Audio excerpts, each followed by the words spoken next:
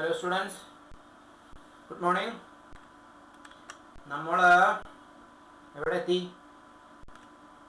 Yes, in the last class we found what is that, flux, circulation, etc. Just let us recall them and we will go to the next section. So circulation means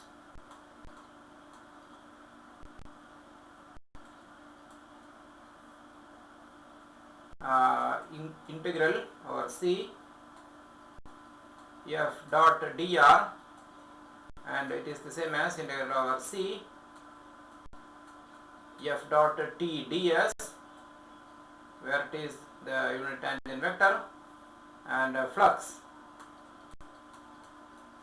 equal to integral over C f dot n ds, where n is the unit normal vector to the curve C. So this is the integral of the tangential component of f, and flux is the integral of the normal component of f. Now we are going to study the next section, namely path independence. So new section, path independence, potential functions,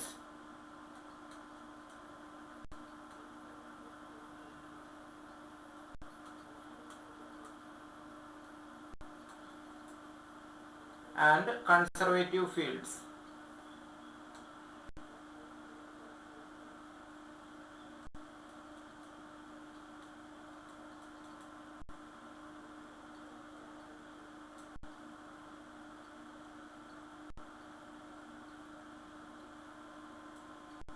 Okay, so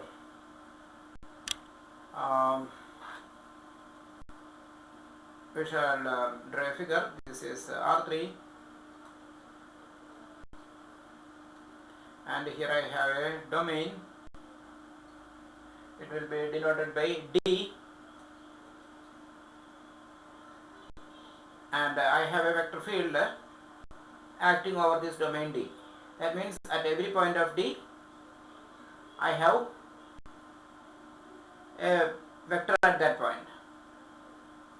That is what is meant by vector field. Now you choose any two points A and B in D. Any two points. Okay. Then the work done by the vector field F is defined over this D. The work done by F is given by the formula f dot dr is equal to, again, integral f dot t ds. This is the work done.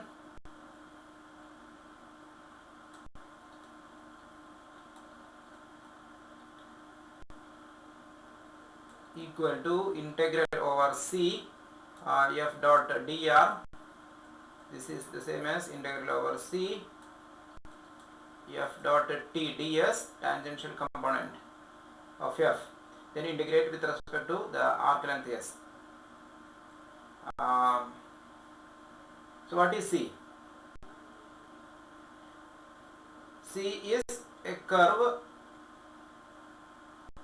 with the starting point A and ending point B. So this is my C. So the work done generally depends on the curve C. So it will depend on A, it will depend on B, and it will depend on the in-between points also. So the work done depends on the points of C.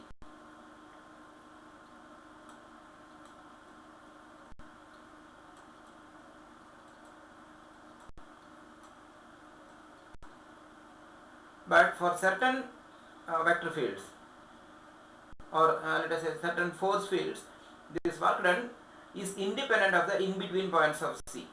It will depend upon the points A and B only.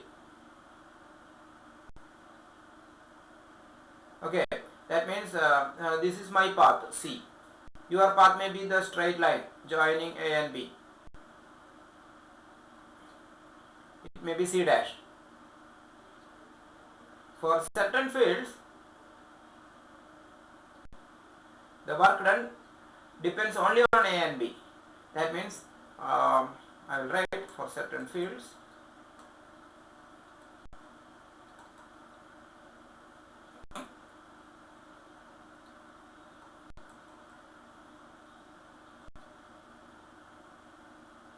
the work done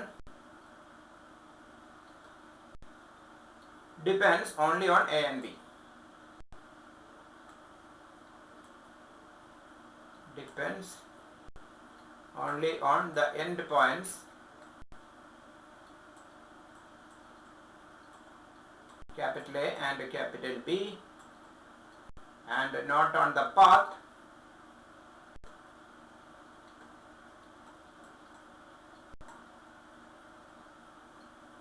joining A and B.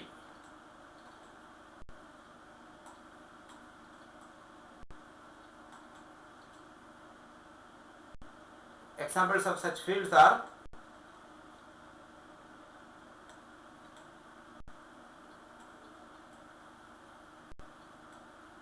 gravitational field,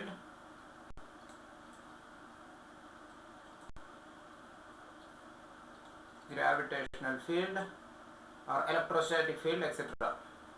Electromagnetic field, etc.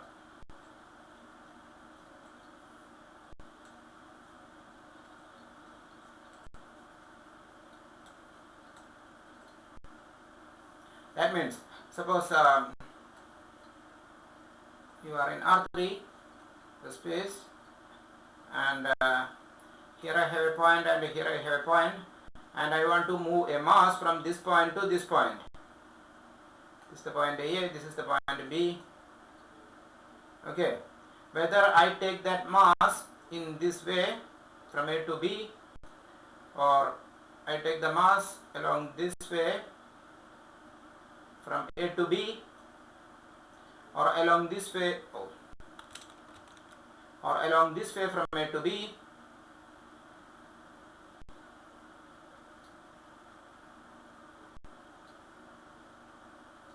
the work done is the same.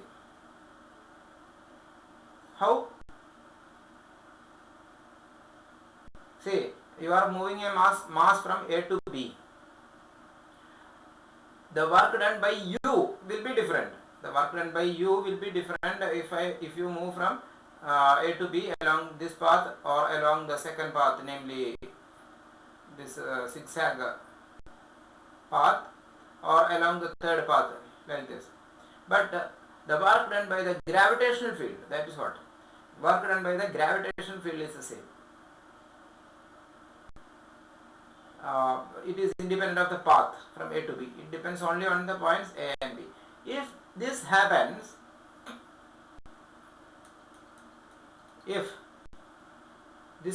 this means if the work done is the same for all pairs of points,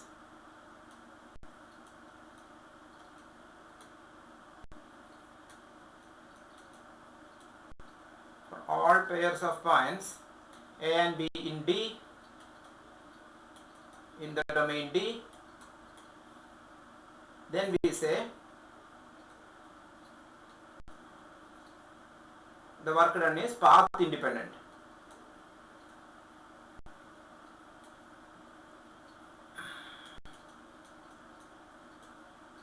Path independent.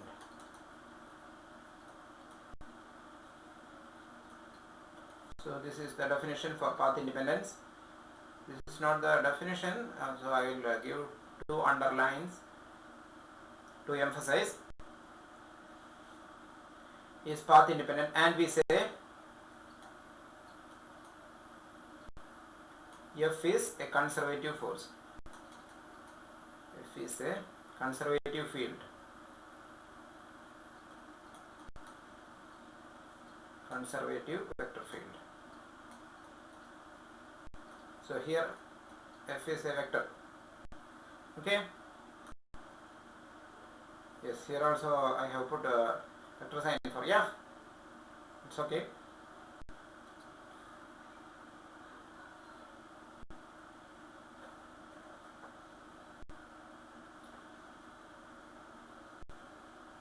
We will give another definition now.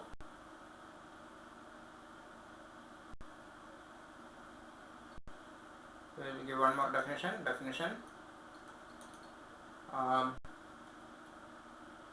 If f is a vector field defined on D, so let vector f be a vector field, for example a force field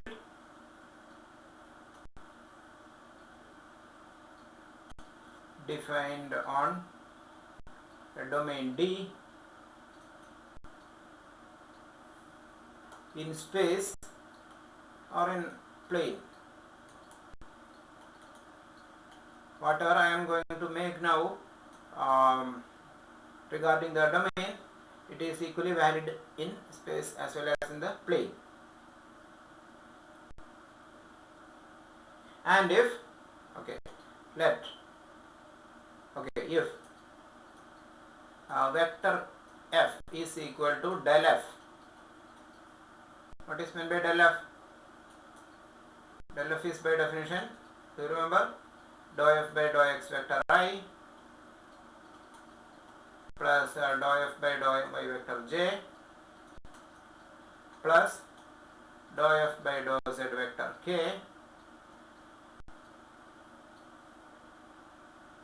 This is just recalling what is the definition of del f. If f equal to del f for some small f,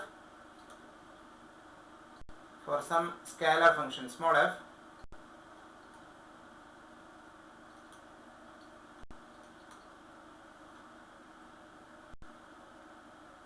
we say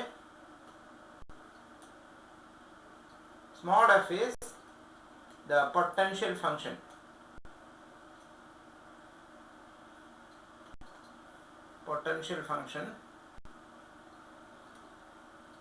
of capital F. Potential function, I will underline because that is the definition. Potential function is also called antiderivative.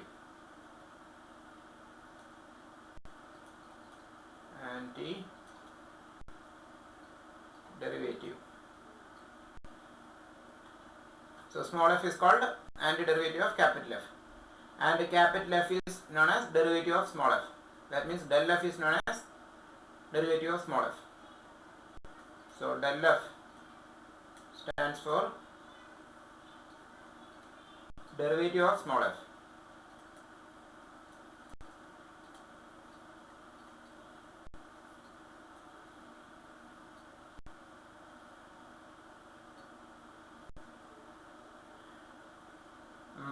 Here small f and capital F has the same domain. So if capital F is a vector field defined in space, then small f is a scalar valued function. It's a scalar valued function defined on the same domain in space. That means f is a function of 3 variables. Okay. Equally it will hold in the plane. Whatever I have said will hold in the plane also.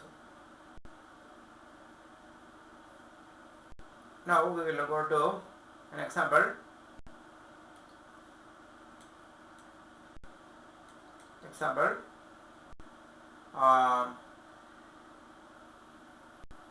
Let us start with small f and then compute capital F, which is equal to del f. That means let us compute the derivative. Let us start by computing the derivative in the first example. So f is given by f of x comma y comma z equal to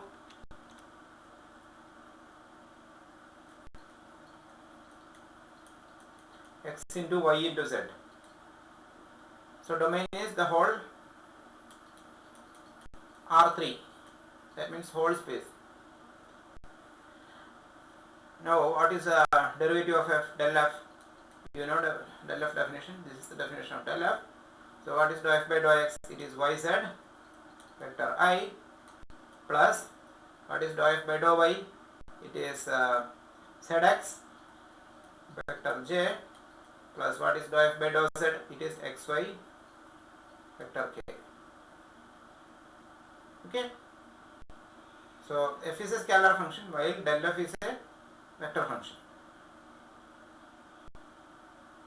Now let us reverse the situation. So this is example 1. So example 1 dash.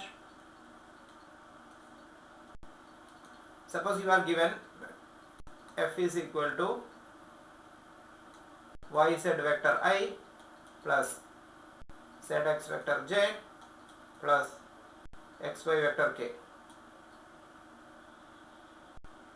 So capital F is given to you and you want to find the potential function or antiderivative of capital F.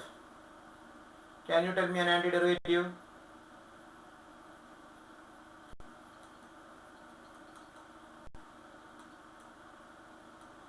Antiderivative or potential function.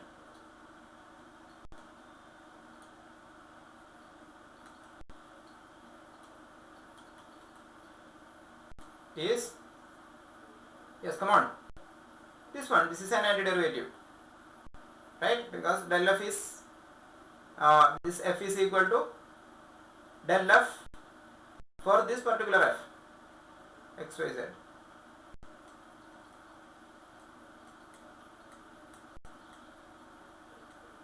Okay,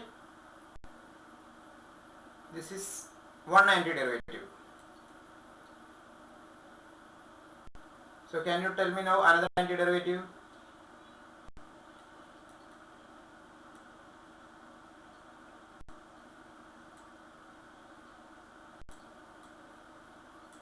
Yes, come on. Let us say g of x comma y comma z equal to, let us write x, y, z plus 1. You compute del g. When you compute del g, what you will get? Yz vector I plus zx vector j plus xy vector k, right? Which is again your vector f. So there are more than one antiderivative. There are more than one antiderivative. That means there are more than one potential function. Okay. So given f, it is easy to find the derivative. Given small f, it is easy to find the derivative del f. But finding antiderivative is a little bit tricky one. We will do another example.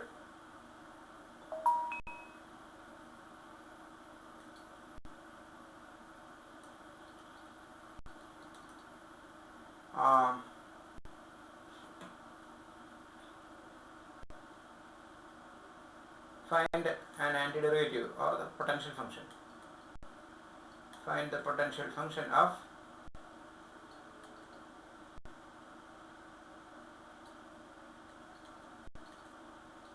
vector f equal to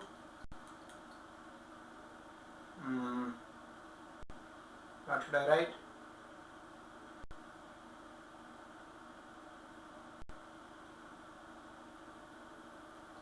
I plus j plus k.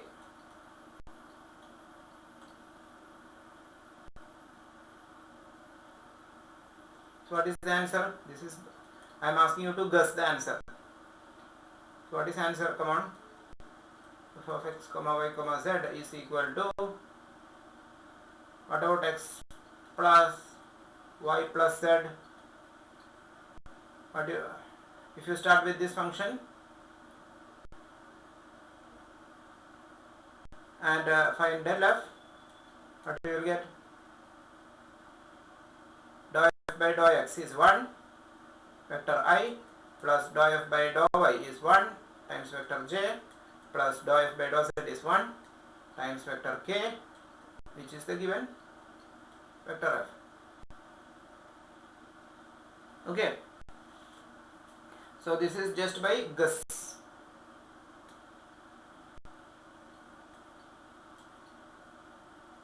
So the questions are, so let us ask some questions. Whether every vector field has an antiderivative. whether a very vector field has an antiderivative or potential function.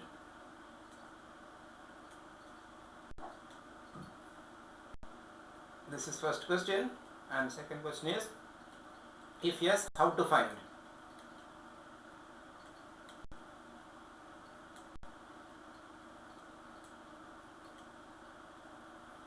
I am emphasizing an antiderivative because antiderivative need not be unique. Okay, for example, in this example itself, if you start with small f of x comma y comma z equal to x plus y plus z minus 1 or minus 100, but you will get a del f, again the same thing. So antiderivative is not unique, or potential function is not unique.